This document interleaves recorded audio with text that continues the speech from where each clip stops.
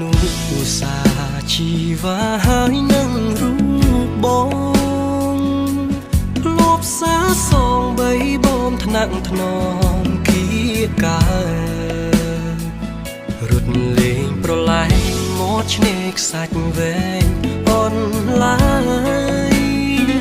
ខ្យល់ផាត់រំភើយយើងធ្លាប់ឆ្លងឆ្លើយភាសាស្នេហាអីលើប្រែស្ងាត់មិនដេចបាត់មិនឃើញស្នេហ៍ស្នងសំលេងធ្លាប់សាច់កងរំពងក្រោមលំដូងស្នេហ៍ដានជើងក្រឡាយនៅដើរដានជាប់មាត់ឆ្នេរវងសត្វរុំពេលហងហារេរកនួនល្អជើងមេឃអើយមិនដេចឡាយនាងយកនាងពីខ្ញុំដឹងទេថាខ្ញុំក្រៀមក្រំរួរងទុកធំក្រំភ្នំសោកាអោ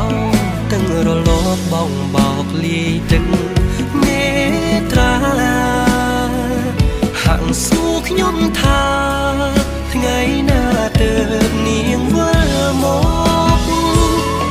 ជើងមេឃអើយប្រាប់ត្រានត្រើយថាខ្ញុំនៅចាំខ្ញុំសូមជៀងផ្ញើបណ្ដាំថាខ្ញុំនៅចាំតែនួនល្អថ្ងៃលិចបាត់ទៅសល់នៅភាពសោកសៅមកលិចទៅជួយប្រាប់នាងផ